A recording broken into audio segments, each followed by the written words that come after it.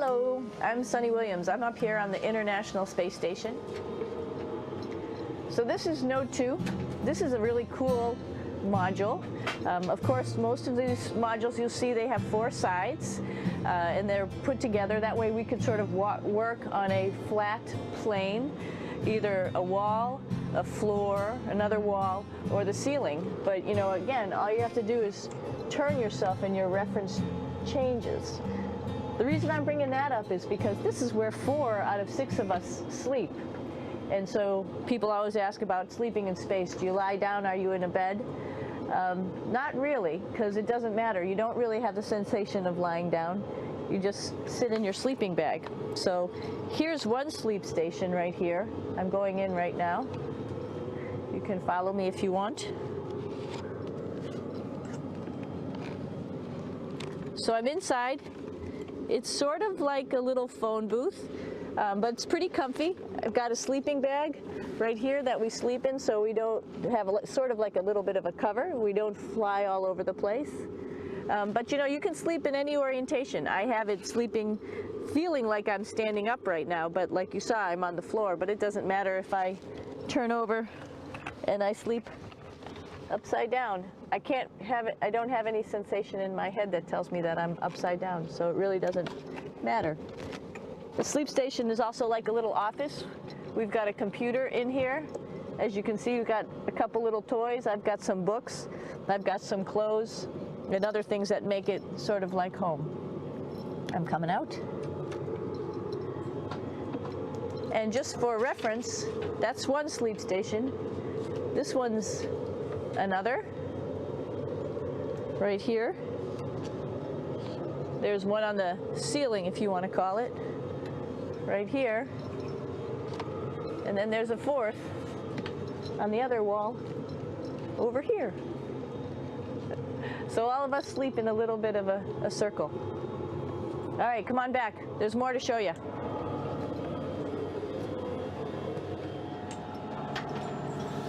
I know that there's some questions about how to use the bathroom and how do you actually live in space like normal, like at home. I mentioned real quickly about getting up in the morning and brushing your teeth and washing your face. Well, how do you do that? Well, here is the bathroom essentially. You get up in the morning and we have a little kit and it has all the essential things that you need, like your toothbrush and toothpaste and brush. See how much better the brush makes my hair look? I'm just joking. It still stands up straight. It doesn't matter where you are. It's always going to stand up straight while you're up in space. A lot of people ask about toothbrush and toothpaste. So, luckily enough, toothpaste, you can do it upside right this way, is sticky, and so it sticks to your toothbrush. No problem. Another cool thing is that water sticks to your toothbrush too. If you can see it, I'll have some water come out. The water is pretty neat up in space. It'll stick to your toothbrush and it will make a big bubble, and that's just by surface tension. And then you can drink it. So a lot of people ask about what do you do with the toothpaste after you brush your teeth.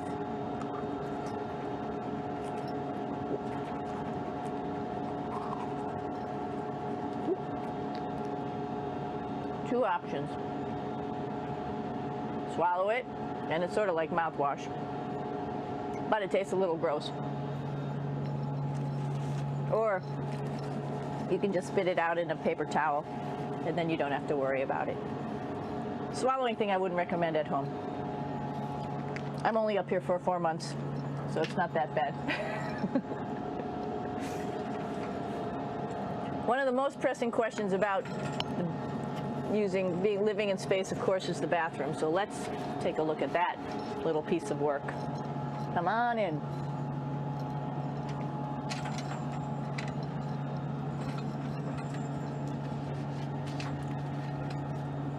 Here we are at the throne.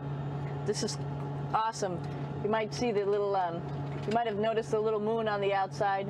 This is our orbital outhouse right here.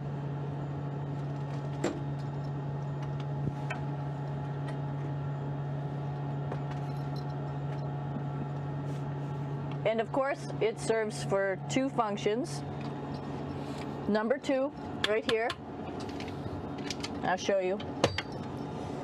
But you see it's pretty small, so you have to have pretty good aim, and you'll be ready to make sure things get let go the right direction. And it smells a little bit, so I'm closing it up. And that's of course for number two.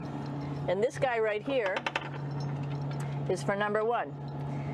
So they're sort of two slightly separate functions, but you can do a little, essentially both, by hanging on right here and doing number one and number two. I might add it's color coded, so you really don't get it mixed up, which is nice. This is yellows for number one. And also there's a selection of paper. People always ask about toilet paper. What do you do with toilet paper? What kind of toilet paper do you have? We have gloves, just because sometimes it does get messy. We have some Russian wipes, which are a little bit coarse if you like the coarse type of toilet paper. We have some nice tissues, which are nice and soft if you like soft toilet paper. We have Huggies, just for any cleanup. You know, we were all babies once, and this sort of helps. And then if things get really out of control, we have disinfectant wipes, just to make sure we clean up here. Because, you know, just like the water I showed you, the number one stuff can sort of go all over the place if you don't aim correctly. And did I mention both of these have a little bit of suction, so they should keep things going in the right direction. But like I said, sometimes things get a little out of control if you are out of control yourself flying around. So we have lots of protective stuff. And of course, you do have your privacy. There's a little door, so other people know that you're in there. Here's a pretty cool place. This is sort of like in your house where everybody meets in the morning. After you wash your face, brush your teeth, you want to find something for breakfast. And this is our kitchen. You might notice there's all sorts of foods here. It's like opening the refrigerator. You got all your different stuff that you want to have: drinks, meats, eggs, vegetables, cereals, bread, snacks. And that's a good place. That's where you find all the candy. Side dishes, and then some little power bars just in case. So we have all this type of food. Some of it is dehydrated, and so we have to hydrate it, fill it up with water. Some of it is already made, and then all we have to do is heat it up. So something like this, I'm pulling out barbecued beef brisket. Pretty yummy. Not only is this food made in the US, but we also have food here from Japan. We've got Russian food. As you can see, all these red containers are filled with food that's from Russia. And then we get some of our specialty stuff, some things that we like, some of our favorite stuff that your family can send up. In fact, I like fluffernutters, and so I got sent up some fluff so I could make my fluffernutter with peanut butter. So you have a lot of food up here, no problems. Now, I'm going to say where we are. So right now, we're in the Japanese laboratory. It's one laboratory out of many here on the International Space Station. It's actually on the left-hand side. If I was International Space Station and I was flying through space like this, my left hand would be where the Japanese laboratory is.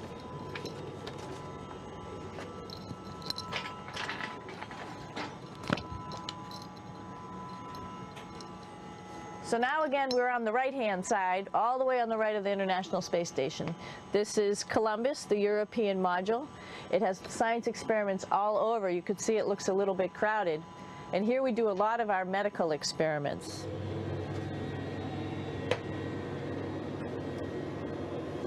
Here we are in the U.S. laboratory. Again, this is a laboratory with science experiments on all of the walls here, all sorts of stuff that we do. And one of the things we also do is we exercise. We have some exercise equipment on board the space station.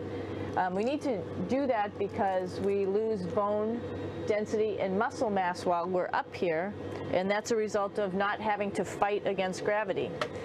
So how we keep ourselves in shape are with a bike, a treadmill, and a weightlifting machine.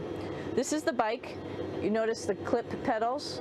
So all you need to do is actually clip your feet in, and then you can start pedaling. You don't need a seat because you don't sit down. Actually, I haven't sat down for 6 months now, so you don't need any type of seat. Just make sure you're held in with your pedals. You probably see that the bike bounces around a little bit. As I move it, it's not steady and held to the wall firmly. And the reason for that is the space station is pretty big. You saw that there's also solar arrays on the space station. If we start putting any forces into the space station, it's going to make those solar arrays bounce around a little bit. So to prevent that, the machines bounce around a little bit, move around a little bit, and that way we don't put any forces onto the structure of the spacecraft out to the solar arrays. All right, a little farther on. Come on.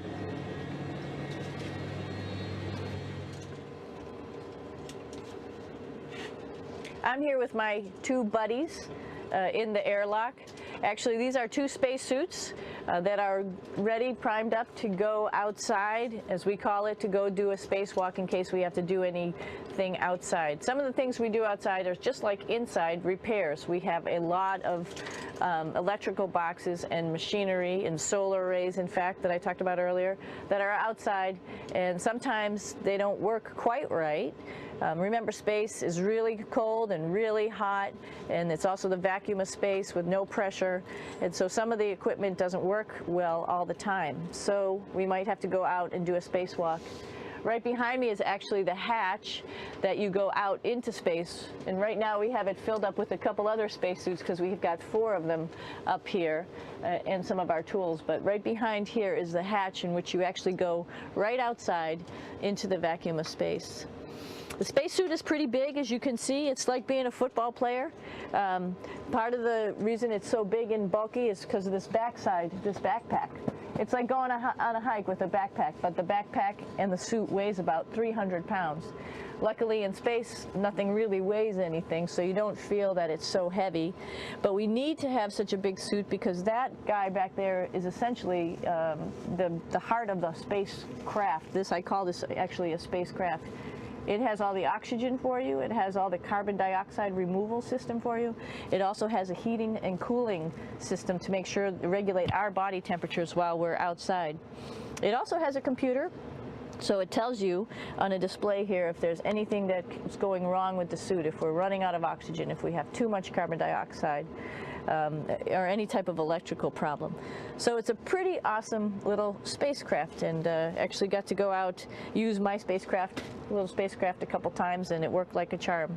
Lucky that it works very nice. You might want to see what the helmet looks like. It's pretty cool too. We don't usually go out like this, so you usually can see when the helmet's open. So you can see what it looks like inside. Somebody's little head would be inside of here. So you can see, you can turn your head all the way around while you're inside of there, but the helmet stays still. So that's determines how far you could see. And it's usually pretty sunny out there, so we have to wear our sunglasses, and this is our sunglasses right here, which make you look pretty cool.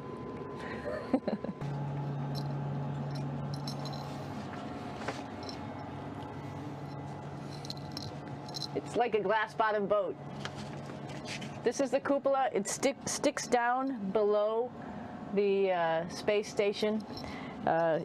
It's one of those places you find yourself hanging out in all the time because all you want to do is look back at our planet. I think some questions I had were about what do you do in your free time?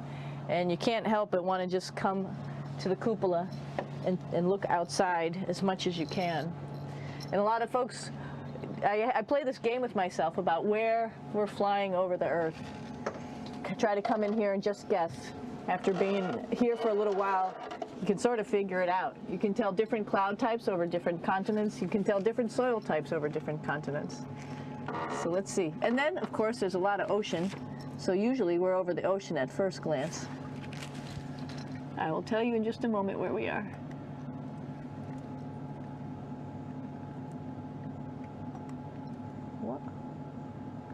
There we go. So right now we are right over Africa. It's a little bit cloudy, as you can tell, but we're right over the continent of Africa. Hey, what's that? I think that's a Soyuz spacecraft. That's the spacecraft that's taken us home to planet Earth today. Oh my gosh. We might have to go take a look at that. That's pretty cool. It's a little bit smaller than the rest of the spacecraft, the space station, so you'll see if we go there, it'll be a little bit more crammed. But we're going, you can look all the way back to the back of the spacecraft, which is where the Russian segment is, and then you could look all the way forward to the front of the spacecraft, where the Japanese laboratory, the European laboratory, and the American laboratory are, and then back to the solar arrays where we started in this morning when we were looking out the Japanese window.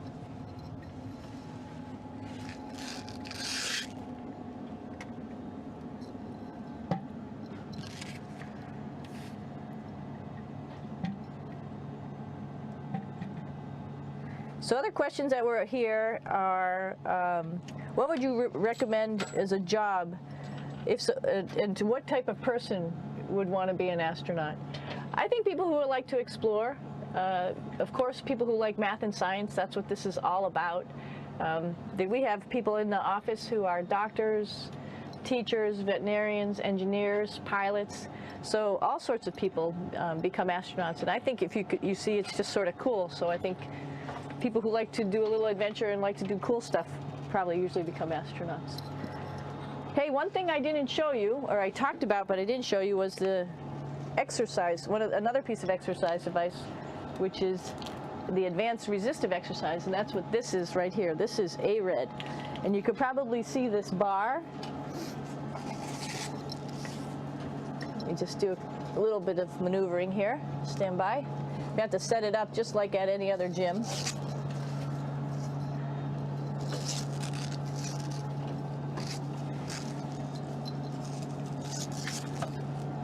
Hold on. Show you how this works.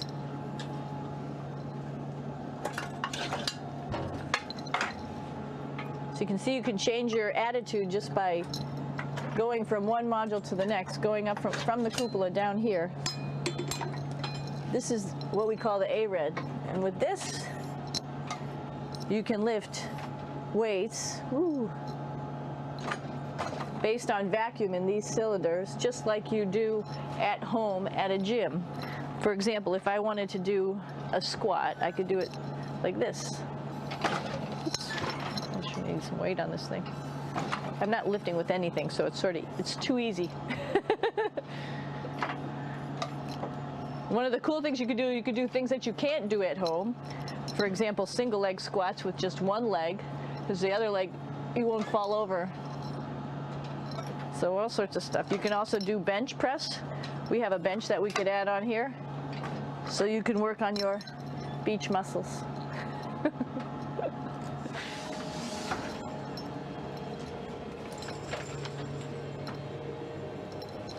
Hey, Aki, what are you doing down there?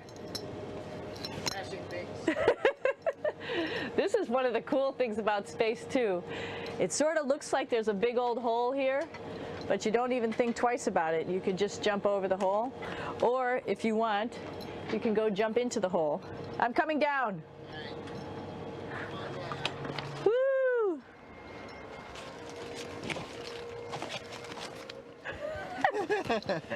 Then you can come right back up again, like Superman. Woo!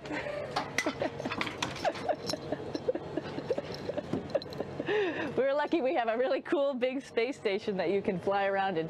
That's actually called the PMM. You might have saw it out the window. It's a big silver canister.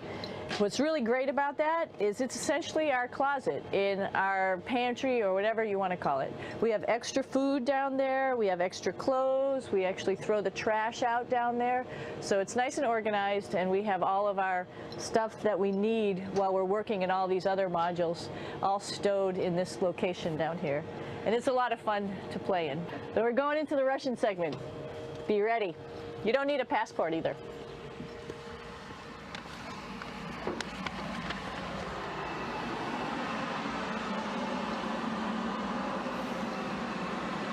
It goes a lot farther back than this. We'll go take a trip and say hello to the boys down there in just a minute. Well, let's do that first, actually, and then we'll go down to the Soyuz at the very end. This is Yevgeny. Hi. Doing a little tour.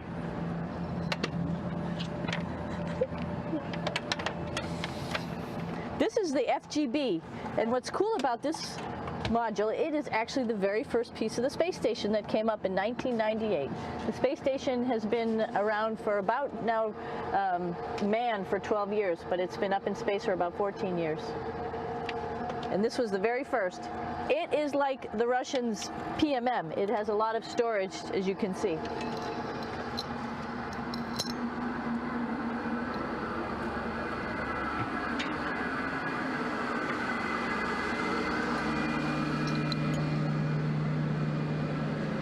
Можно? Снимаем. Чуть-чуть. So here we are in the heart of the space station, really. This is the service module. This is the central post. In case we had any problems, I know a couple of the questions were about what type of things do you have to worry about. And some of the things we have to worry about in space are fire. If we had a fire, if we had a depressurization, like we were hit by a micrometeorite and it made a hole, or if we had some type of toxic atmosphere. We use ammonia for our radiator, so there is a possibility that ammonia could come into the vehicle, and then it would be bad for all of us. If we have any of those problems, we come right here, which we call the central post. It is the main heart of the space station. It was also the first computers that came up here that ran the space station. And so behind this wall right here are these main computers. So we gather here as a group of 3 or 6 and then figure out how we're going to either fight the fire, patch the hole, or solve the toxic spill. And what's cool about this module, of course, it's the central post. It also has great windows right down toward Earth. It has controls to fly in visiting spacecraft if they need some assistance right here. It has Russian computers as well as American computers to help us control anything we need to on the space station. It's a couple of our crewmates back there, Oleg Novinsky on the right and Yuri Malenchenko on the left. And there's also a second bathroom here, which is really cool because 6 of us going to one bathroom is really tough. And so there's one bathroom here and one bathroom on the other side where I showed you. And you can probably see on the wall behind Oleg and Yuri some of the heroes of the space program. Sergei Korolev, who was a chief designer of putting men into space, and of course on the right-hand side, Yuri Gagarin, the first man to go into space. So just reminds us of our roots. Yuri, what are you doing? Что делать? Making coffee. Oh. Black coffee. Yeah. Looks good. Okay. Спасибо. We're going to check out our Soyuz real quick. Make sure it's ready to go. All right, back to the Soyuz.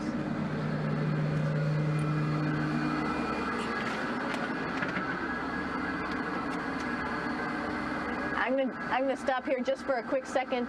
You can see on the Russian spacecraft there's also other modules that stick out, down, and above. Right here is, let's see, I'm trying to be oriented.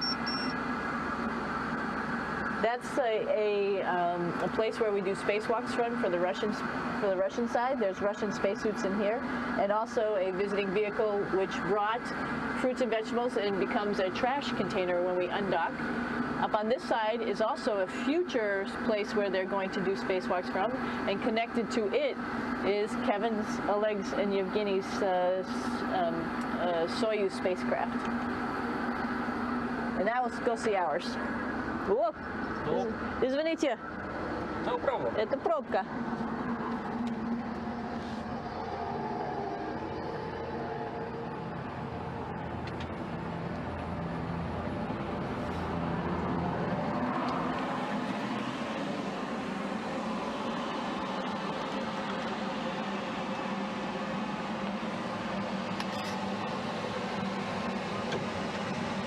Come coming down.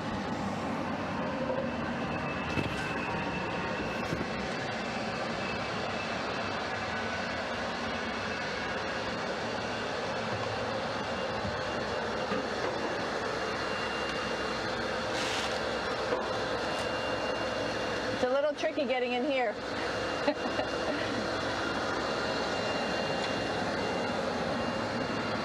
This is the docking probe right here, this big thing. This helps us connect to the spacecraft.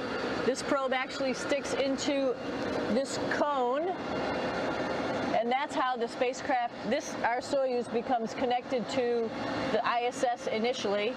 That is then replaced by clamps, which are around here, that will allow the two spacecraft to be stuck together. And then you can remove the probe and the cone.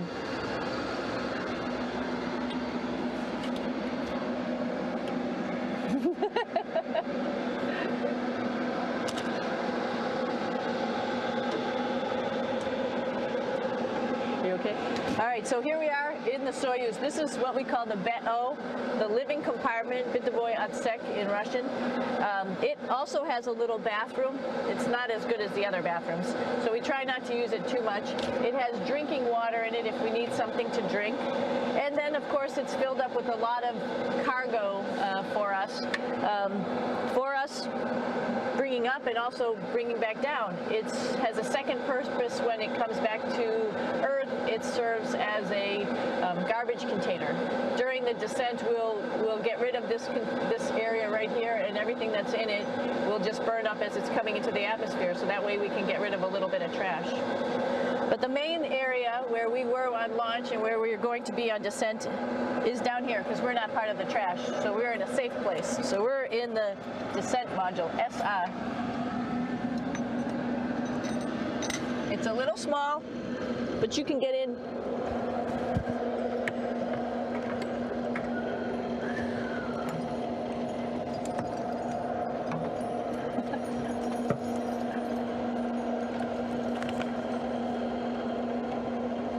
Not sure how well you could see in here. Hold on for a second. I'm going to turn it up this way, just so you could see the hatch, and you could see Kevin.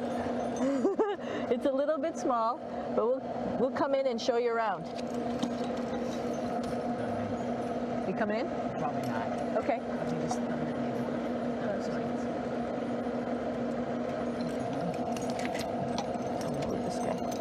Got to move a couple things. We were just starting to get ready. We're preparing a couple days ago for our ride home. It's a little bit squishy, but everybody asks, how do you sit in the Soyuz? And you sort of sit in your seat like this. The seat is molded to your body, and so you can just sort of squish in here and be pretty relaxed. Everybody has a handmade seat for them. And then, of course, there's a control panel, and that's where we do most of our actions and work right here. There's hand controllers, which you can fly the vehicle with, and there's a stick right here, primarily used for communications when we're trying to talk to the ground. So 3 of us fit in here. Like I said, it's a little squishy, but somehow it seems like we all managed to get in here and fit pretty well, and it's a pretty safe ride home. You're probably wondering, what's all this junk behind us? Well, it's all of our parachute, first of all, and then it's all of our survival gear, just in case we end up landing in some strange place on the planet and nobody's there to rescue us right away. We have all sorts of survival gear with us, keeping us safe in here. So they've pretty much thought of everything, and we'll be home on the planet within the next 12 hours. Pretty shocking.